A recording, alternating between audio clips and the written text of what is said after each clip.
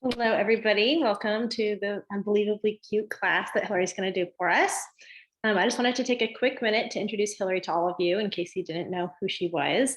So Hillary started Cookies Are Everything back in 2018 when she discovered that her two favorite things, baking and art, was a match made in cookie heaven. So shortly after, she opened what is now the Cookie Studio in LA, where she creates cookie confections for everybody from her local neighbors all the way to iconic brands and celebrities. And her desire to share the joy of baking and crafting grew into what she now calls the Cookie Studio LA. And she loves to teach classes there, both in person and virtually, like we are today, just so that everybody can participate in that cookie magic. She joined the American Crafts Design team this year, and we have loved working with her and are so excited that you get to learn from her today. She's going to teach us how to decorate bee-themed sugar cookies using items from the new Sweet Sugarbelle collection at Michael's, but especially the new Sweet Sugarbelle Airbrush tool. So if you have any questions about any of the products that she's using, feel free to personally message me in the chat, or if you have any questions, go ahead and drop them there and I will keep monitoring that and I'll ask Hillary as they go. Go ahead, Hillary. Hi, everybody. I'm so excited to be here today and be showing you how to use these fun new products. As Mackenzie said, I've been making decorating cookies for 5 years, and this is really special for me to be showing you the Sweet Sugarbelle products because that was the very first cookier that I discovered when I got started. So without further ado, I'm going to change the view down to my tabletop so you can see what we're doing. And if anyone is really new to sugar cookie decorating, let us know in the chat and I'll try and go over some of the basics as well. So I'm gonna just share my screen.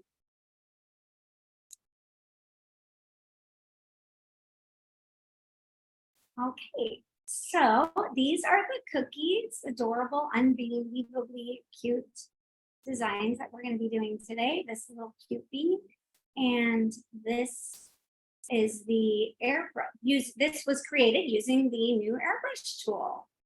So we're going to make that as well. So I don't know if you're following along or not, but if you are, we are going to be starting with just our circular cookie. And we are going to flood that with the white icing. So I've already cut the tip on this one, but in case some of you are very new to this, let me go ahead and show you how that's done. So here I have the yellow flood consistency icing, and I'm going to just give the bag a little gentle knead, bring the color and the water back together, and then I'm going seam side up to flatten out the tip of my bag. And I'm just going to cut off the tiniest little bit, because as I always say, can't put it back, but you can cut off more. So there we go. I've cut off the tip of the bag. And sometimes it is helpful to just maybe take a little paper towel and kind of practice to see how big of an opening you have. It looks nice. I'll also do the same thing with my white icing. This is what we're going to use to flood the circle. So here we are. And I have... So what thickness of cookie do you like to use? Oh, okay. So my cookies are about 1/4 inch thick. And I use just some guides on the side of my mat to keep the cookies evenly baked always in all the same uniform. Excuse me, I was looking for that word. So, and then, you know what, before I flood this, I just want to go over a few of the tools that I have here. So I have what is called a cookie scribe. I'm going to use that to help guide my icing. I have our star of the show today, our airbrush tool. This is going to be what we use to apply the color. It's an airbrush marker. I have an edible food pen to add guides to my bee cookie. I have some edible paint powder to give our bees some cute blushed cheeks. And then I have a food safe brush here. So I'm just gonna set those a little bit aside before we get started. And I'm going to take my white icing and I'm going to hold it with my right hand and guide it with my left. I'm going to touch down on the cookie and then lift slightly. I'm going to hold the tip of the bag slightly above the cookie.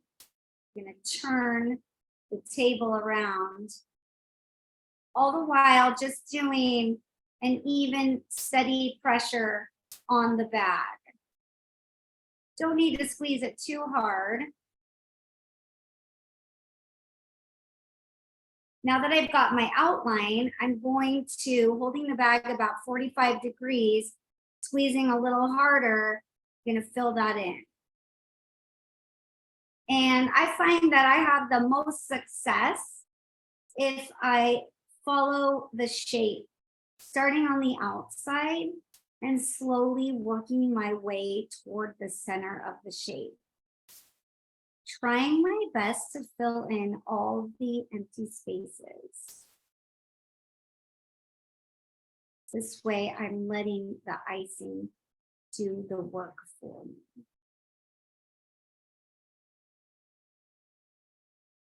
As you can see, I still need to refine the edges. So I'm taking my Scribe and I'm just going to guide using a light touch the icing toward the edges. The reason we're starting with the circle, because it's going to need the most time to dry in order for us to do the airbrushing effect.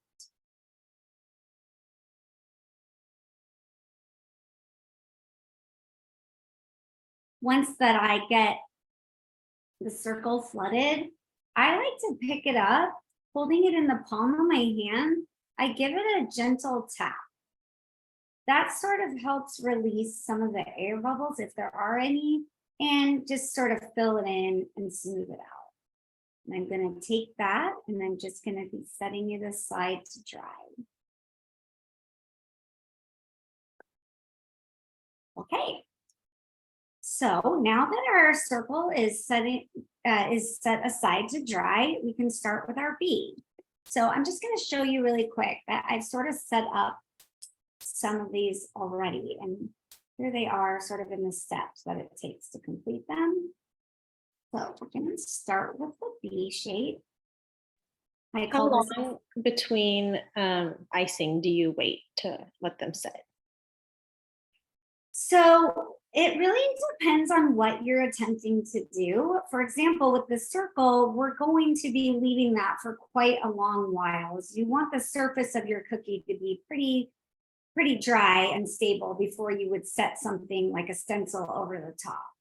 But when you're doing something like this bee and you have different sections, depending on the weather in your area, because humidity does play a role, then you could wait anywhere from 2 or 3 minutes to maybe 10 or 20 minutes. So if it's very humid in your area, you're going to wait a little longer. If it's a very dry climate, you can move on to the next step quicker. So got our yellow icing here, which I cut open for you a little bit earlier. And I did pre-draw these lines, but these pens are wonderful for mapping out what you're going to be doing. They're edible food markers. They come in some different colors. And it just really takes the guesswork out of what you're doing and really helps speed up the process. So I'm going to start with yellow. This is a medium consistency yellow icing. This way I don't have to pipe and flood with 2 separate consistencies. And I'm going to go ahead and outline and immediately flood every other section. And again, I'm just doing a gentle pressure and using my opposite hand to guide the other hand, filling in the shape And I can use my Scribe if I would like to refine the shape and kind of smooth it out a little bit. Do a gentle tapping motion that will help as well. I really like to wipe off my Scribe after every step so I don't accidentally mix colors. So moving on to the next section. Again, just using one hand to guide the other helps get a nice smooth line.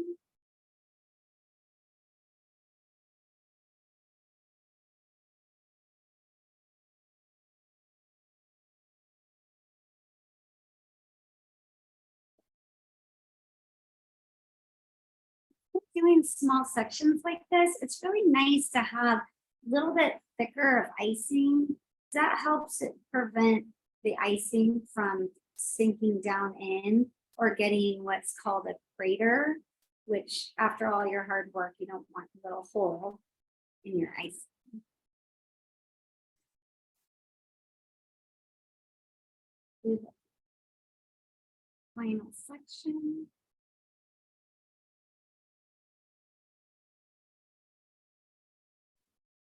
Hillary, what's the best way to know the right consistency for flooding? So when you're making the icing, again, weather plays a big role in the process, but I find that it's best to start with a thicker consistency in your bowl, and then you can use like a little spray bottle to slowly add water.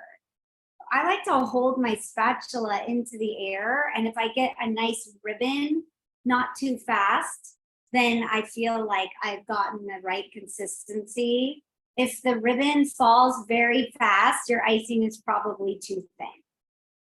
And the other really great thing about these scribes is that you can use them not just to guide your icing where you would like it, but also to kind of clean up any edges that maybe you feel like it wants to sneak over.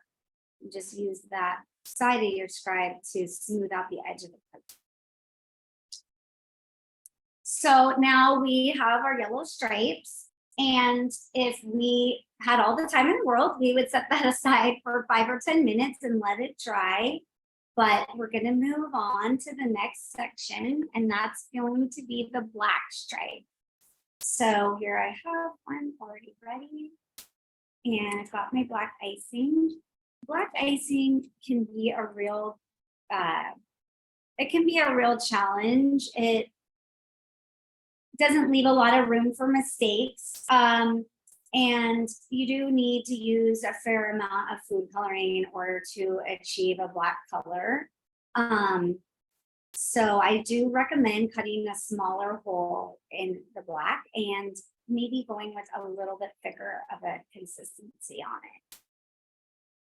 One way to get a nice clean line between your colors is to slightly overlap what's already there. So I'm turning the table so it's at an angle that's comfortable to me. I'm slightly overlapping the shape that's already flooded, which will give us a nice clean line between the two.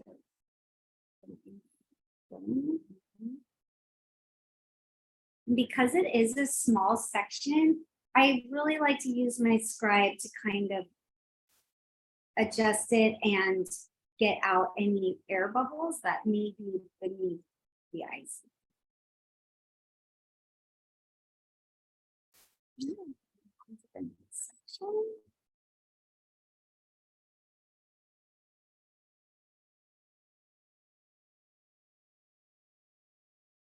The great thing about these turntables is you don't need to come at it at a strange angle.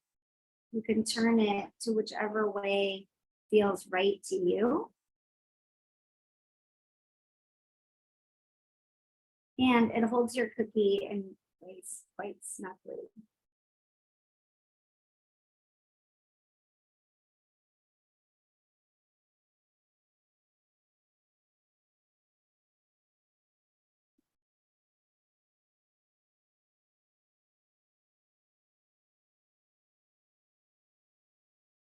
I'm gonna use my Scribe. Give it a little mix down there. Pop any air bubbles.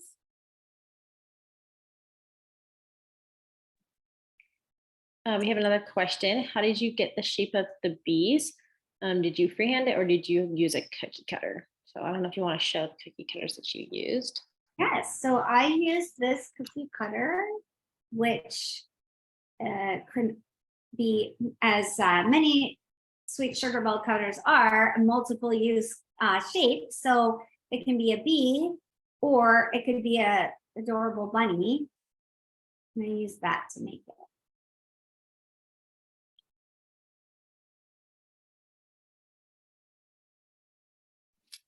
And one more question. How many cookies does the recipe that you have on your YouTube make? Does it make a dozen? So I believe that the recipe that I'm showing is a double recipe and makes as many as 48 cookies. But if you half it, so you'll get a couple of dozen cookies. Of course, depending on the size, if you do the minis, then you're gonna get a lot more than that. And then if you use the really big cutters, you know, maybe 30.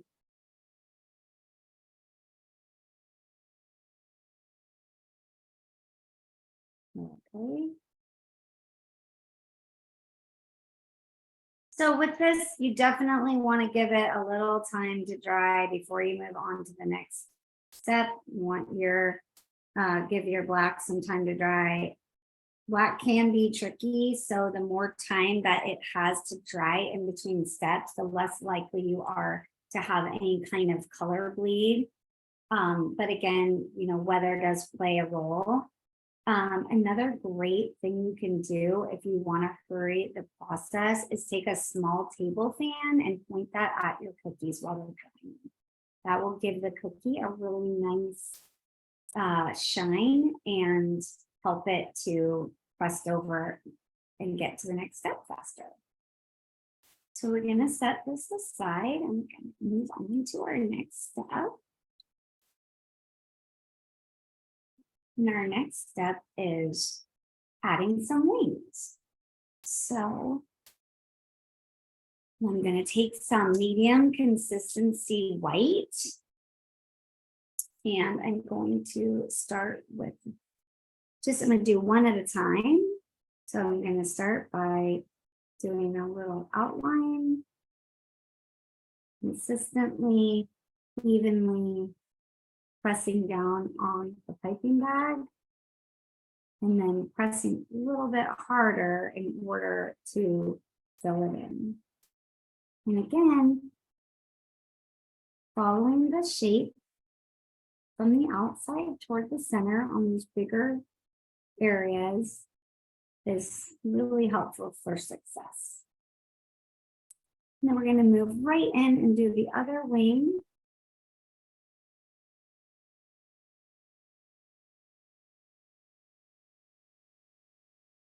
You don't have to touch the edge of the cookie when you're flooding. In fact, if you give yourself a little room, you can use some even pressure to kind of help it move toward the edge a little and save yourself the trouble of worrying about whether it's going to go over the side, which can be a common problem when you're cooking. And I'm going to make sure that my Scribe is really wiped off well when I have just used black before I adjust. Use it to sort of just style these wings a little bit.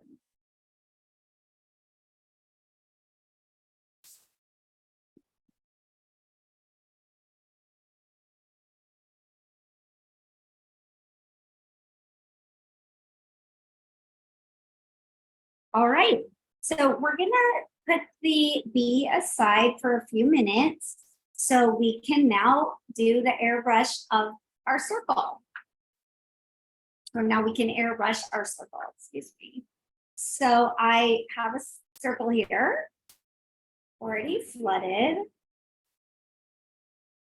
And I'm just going to set this icing aside. Now, I'm going to suggest that when you are airbrushing, it's always a great idea to cover your surface with just a little something to protect for any kind of overspray. So I just have a little, I cut my paper towel up into little squares just to kind of protect the surrounding area. These tools are absolutely wonderful. You don't have a cord, you pre-charge it, and you don't have to worry about where you are. You don't have to worry about any cords. You don't have to have any fluids. It's just a really great tool, especially for beginners. We're going to give it a honeycomb appearance. So first thing I'm going to do though is I have my airbrush marker going with yellow. I'm going to take the cap off, set that aside. And I'm just going to take the marker and I'm going to insert it into the tool. And there's not really a sound, but you're going to know when you've pushed it all the way in. It's quite snug. It's not going to fall out or anything. And I also really highly recommend that you test this first on a separate paper towel before you get started. So I'm going to go ahead and do that. There's a little button on the front. Just going to put my finger on that, and I'm going to hold the tool about 4 or 5 inches above the surface. And I'm just going to press the tool and see what happens. So as you can see, a little bit of color is coming out.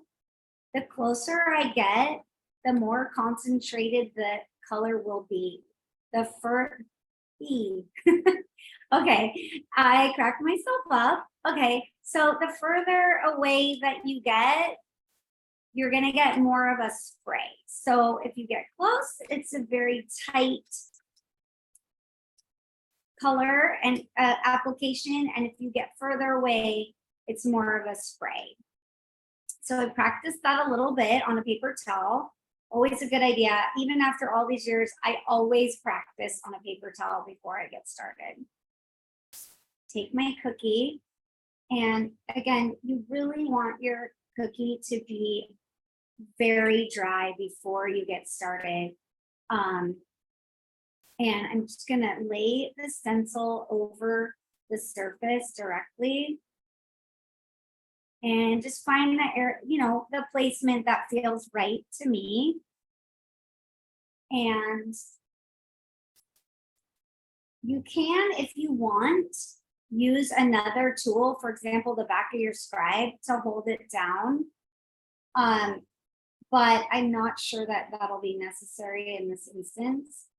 And I'm going to start slightly above the cookie and then work my way down and across.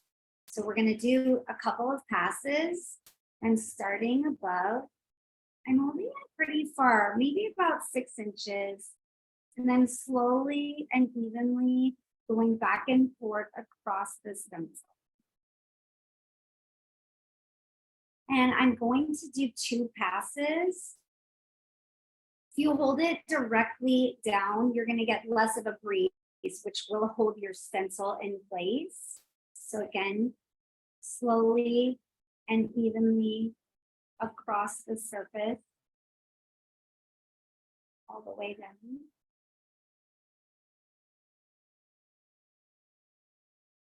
Now I'll set this aside.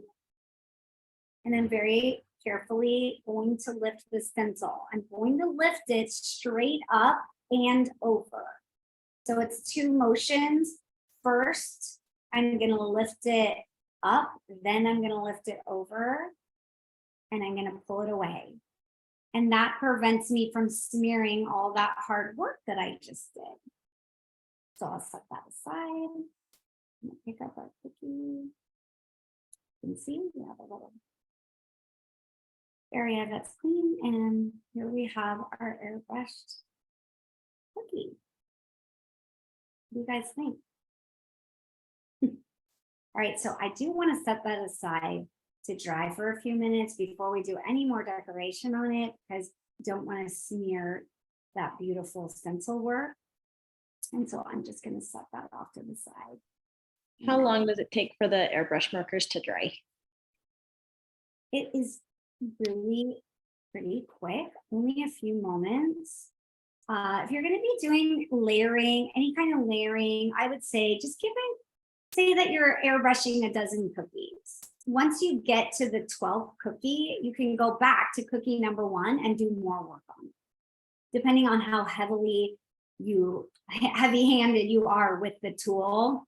But if you know, after a little practice, you'll get a light touch with it.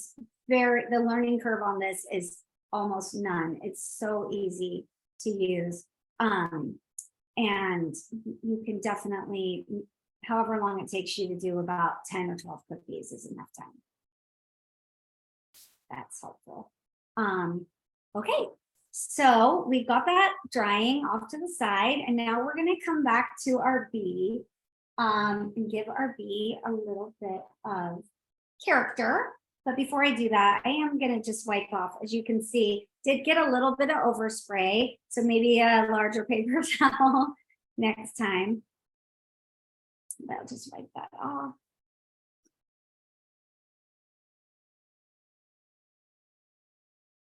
It just comes off with some water, super easy. All right.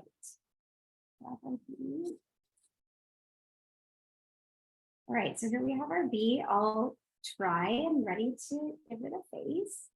And I'm going to be using these really fun edible paint powders, which can be used with, they dry as a dust or with water.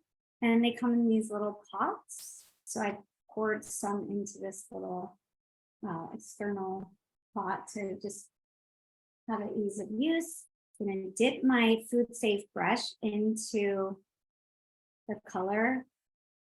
And I'm going to get a fair amount just because I am doing more of a dry dust. And we can then tap off the excess and just gently, depending on how long your cookies have been drying, do a circular motion to get a nice rosy cheek. And then I'm going to just brush away the excess.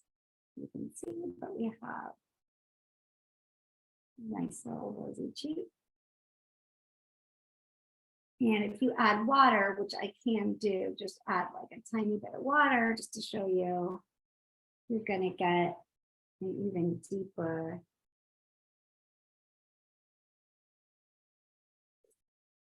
rosier cheek. These are really fun. I'm really excited to use those. All right, now for the eye of the bee.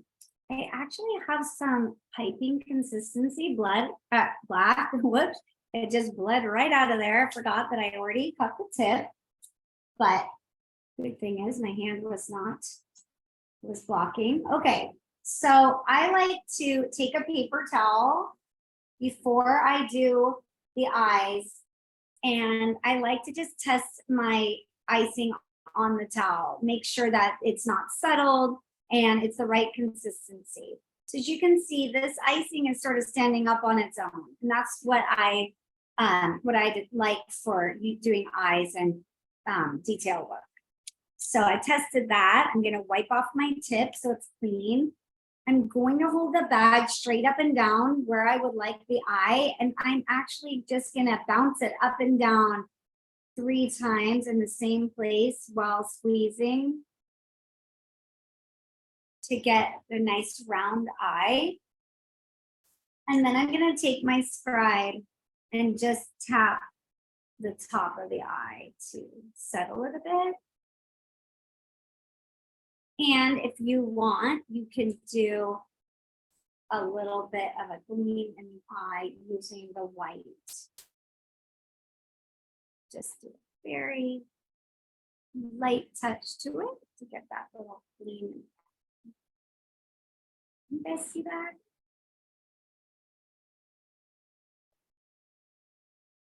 All right, so we have our adorable bee. And with its little cute rosy cheeks.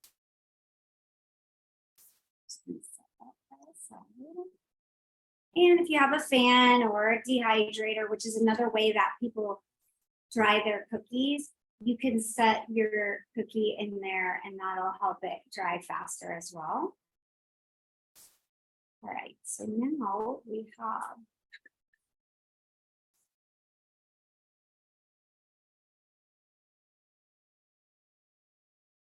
our airbrush cookie, and this is where we're gonna add the daisies. So here's a finished one, some daisies.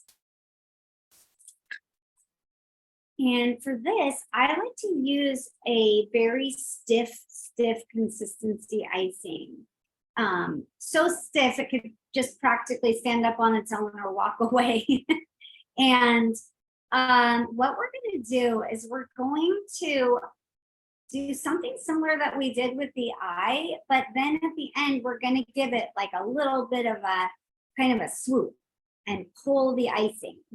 And that's gonna give us our petal. So really fun thing about this design is that there's no right or wrong, and you can place your daisies wherever it feels right to you. So this looks like a good spot to me. So I'm going to, holding my bag pretty straight up and down, pipe a little circle. You just, again, squirt a little out on a napkin. I'm going to pipe a little circle and then I'm pulling it in. And I'm just going to go around, pipe and pull, pipe and pull,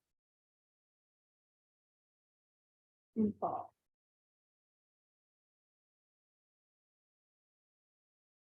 If you are not satisfied with your petals, you can use your scribe to kind of pull them toward the center. But as I always like to say, nature is perfectly imperfect. It doesn't have to be perfect.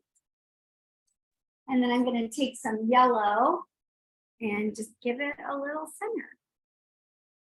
Hillary, how do you clean the airbrush between colors? Do you clean it between colors, or do you just switch them out without cleaning it? And then how do you clean it when you're finished? A really great thing about this tool is that you actually don't have to clean it between colors. You can pop another color in, and I've tested this. You can pop another color in and you will not transfer. So say I wanted to do red or blue or pink, no yellow will happen, which is really, really nice. Because it also speeds the process and makes it for easier cleaning as well. And you just do want to make sure that you pop the cap back on and there is a nice satisfying click so you know that it's on all the way. But yeah, you can just go from color to color. I'm gonna do a couple more daisies, a couple more, let's see. And as you do what they call pressure piping, you're gonna really get the hang of it. And it's just super easy to do, but it has such a really nice effect. Really elevates your cookie design, giving it sort of a 3D appearance. This is also a great method to use if you're going to do some writing on your cookies.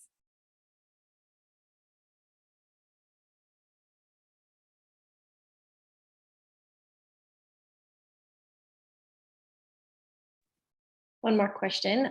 How long does one marker last? And about how many cookies can you spray with one marker? Well, I have sprayed quite a lot of, I mean, I don't actually know the answer to that, but I have sprayed a lot of cookies with this one marker, and it has shown no signs of slowing or running out. It's been great. But you know, I would have to do so many cookies, I think, before it ran out, because you're really not using that much. It looks like it and it gives you full coverage, but it's really not that much.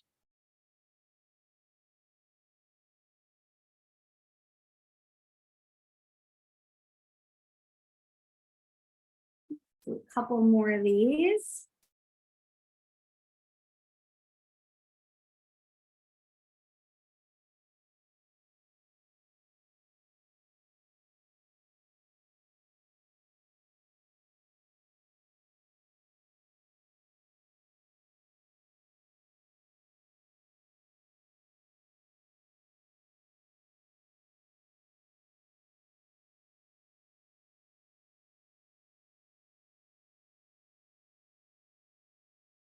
Right, so we've got, you know, quite a few little daisies on there, and you can just keep going to your heart's content.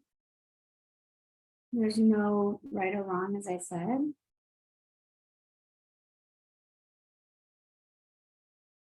As you can see, making that flower, when I first started cookie decorating, florals seemed really intimidating to me, but once you kind of get the hang of a few techniques, it's really very fun, and it just takes your cookies to a whole nother level. So I have some 3D flowers.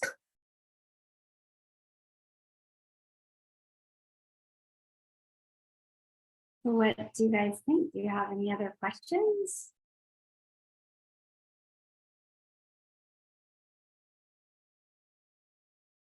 Looks like there's one more. What diameter are the circles? Okay, these are a 3-inch circle. And here's the cutter. And I have to say that for me, I think a 3-inch circle is the perfect amount of what I like to call cookie real estate. You get a lot of cookie. It doesn't, you know, a lot of people say, well, how big are your cookies? Oh, 3 inches, that doesn't sound like a lot, but actually it's perfect. It's a perfect amount. It's the perfect for decorating. And I have, after probably making around 30,000 cookies or more, determined that it's only about 1 ounce of icing per cookie, which is really great to know, because you can sort of figure out, I'm going to make this many cookies. This is how much icing I'll need in order to complete the project, which is really helpful for not having leftovers or waste. That's perfect. And then if you do have leftovers of your icing, do you store it in bags for another day, or do you use it all up usually? Okay, so I always save my icing and use it again. It is made of, you know, shelf stable things, and there's no reason to throw it away. You can definitely take it and create other colors out of it. Mixing the colors is really fun. A lot of times I'll take leftover icing and I will make royal icing flowers that I can put aside, or other types of designs that I can dry and then put on cookies when I'm decorating. And or if I think I want to use that same color but not right away, I put it in an airtight container and I just put it in the freezer, which is, and it will last such a long time. Okay, couple more questions. So how long can a bag of icing stay fresh? I don't know if that includes, like, if you do put it in the freezer or if you leave it out of the freezer. Say, you know, again, the icing really is made of shelf stable materials, but it will separate. So icing is made out of food coloring, water, sugar, and meringue powder. And those things, when sitting on the counter or in a bin, will separate, but that doesn't mean the icing has gone wrong. It just means you need to stir it up. So much like I did in the beginning, when I took the bag of icing and I gently kneaded it, that was just bringing it together, you know, the water and the food coloring. You know, it should be fine. I will say that if you stir the icing and stir it and stir it and stir it, at some point, then it just isn't going to be ideal anymore, and you might just toss it. When in doubt, throw it out. gonna give Perfect. And then two more. How far in advance do you make your cookies for if you're doing them for like an event or something? I don't know. And then also, how long do they stay good for once they're done? So really depends on how many cookies that I am making, but it's okay to make them a few days in advance. You can store them in an airtight container for a few days, and then if you can't get to decorating them all that first day, and depending on the order, I usually give myself a couple of days. I have my day of baking, so making my dough, rolling it, and baking it, and then I will prepare my icing, and then the next day I will decorate the cookies, and then the last day I'll package my cookies, which gives them that time that they need to set up and dry before they get into the package. And right now I'm just using some of the stiff icing that I had for the daisies to give my bee wings a little something extra. You guys can see that. And then how long after the cookies are finished can you eat them? Like how long do they stay good? Oh gosh, well, a long time. If you put them in an airtight container or seal them in a bag, they're going to last. I mean, it really depends on where you are, but I usually say about 2 weeks, sometimes 3. I've had people eat the cookies weeks later and say they were amazing. I will say that another thing that you can do is you can make these cookies in advance and then fully decorate them, package them, and pop them in your freezer. And they will last for probably about 2 to 3 months. And when you take them out again, they will taste like they just went in. They will taste fresh and as delicious as can be.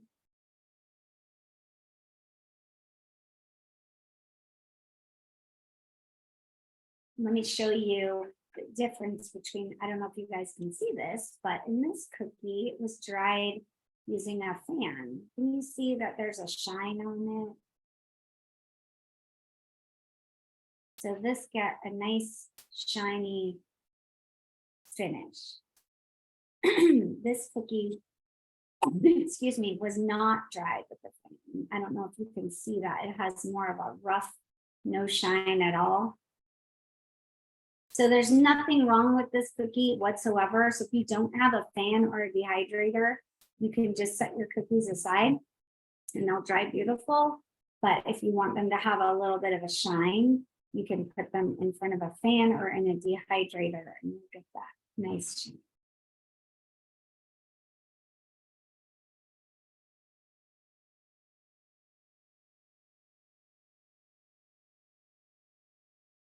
Let's do a different design on this wing. One more question. Yeah. What kind of fan do you use? Just like any kind of tabletop fan? Yeah, so when I have cookies and will travel, if I'm at a friend's or teaching a class somewhere, I just use a little $10 fan that I got online. Nothing fancy. And I just point it at the cookies. And if I'm at home, I actually use a food dehydrator to dry my cookies. And that just allows me to do a much bigger quantity of decorating faster.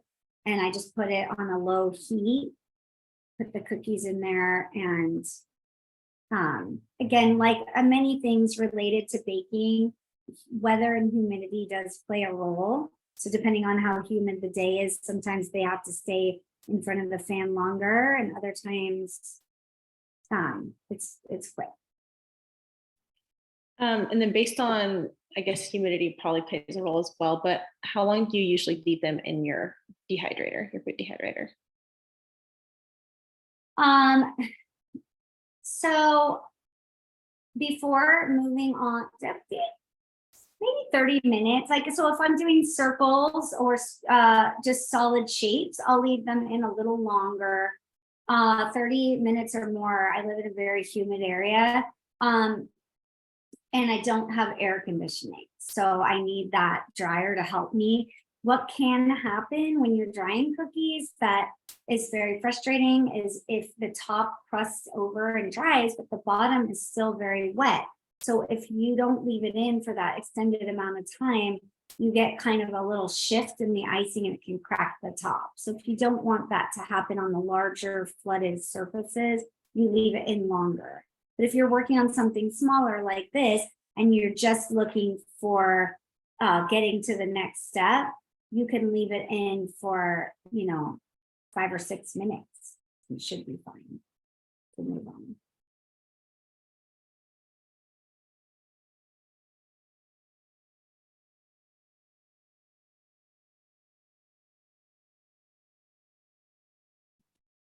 Perfect. Well, thank you so much, Lori. Does anybody else have any other questions? Put our little swan here. Here we are with our little bee. Okay, one more. It looks like, do you cook your cookies on a silicone mat? And if so, can you recommend a brand that you use? I do bake on a perforated mat, and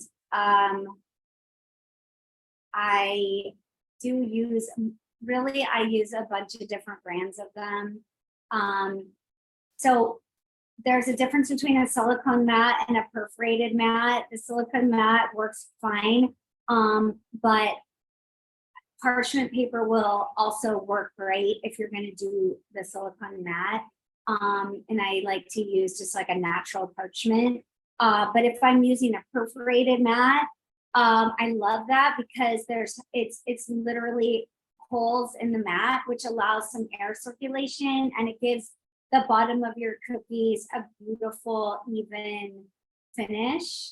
You get like a little bit of a texture from the actual perforations, but you just get this really beautiful finish to your cookies, which I. And then one more, when you use the airbrush with multiple colors, do you have to mask? Have you used it at all with different colors? So do I mask off areas of the cookie? If so, it really depends on what I'm trying to achieve. So what's really fun about the design we did today is it's just a really simple, to achieve this fun elevated look. But if you want to take it to another level, for example, maybe you wanted to have another color over this or stencil something black over the yellow. I do like to mask part of the area just so I don't get overspray. And I often just use either the edge of another stencil, or I just use paper towels and I cut them to shape. So like, for example, if I wanted to mask off the edges, I would just,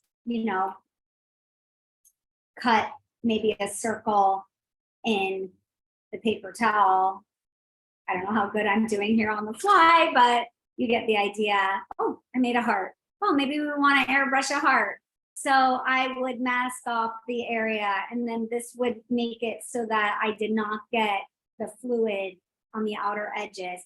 And in this case, I would definitely use a tool to hold down the areas where I'm airbrushing, so prevent some shadowing and overspraying.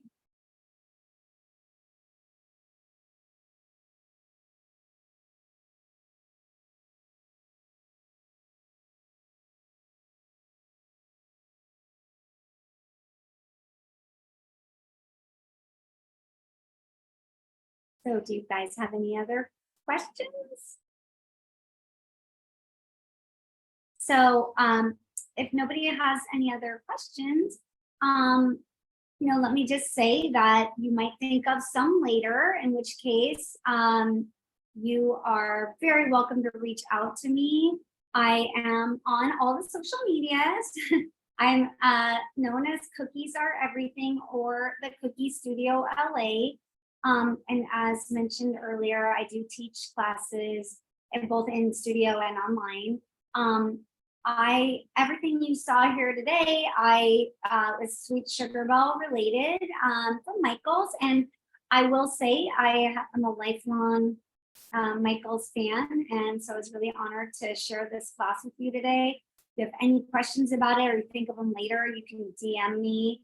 And if you guys did follow along or you are going to make these cookies or use these tools, it would be really fun if you tagged us, both Learn with Michael's and or Cookies Are Everything, because it is so wonderful to see the work that people do after they take one of my classes. So I'd love to see what you create. And I hope that I see you guys here at another class in the future.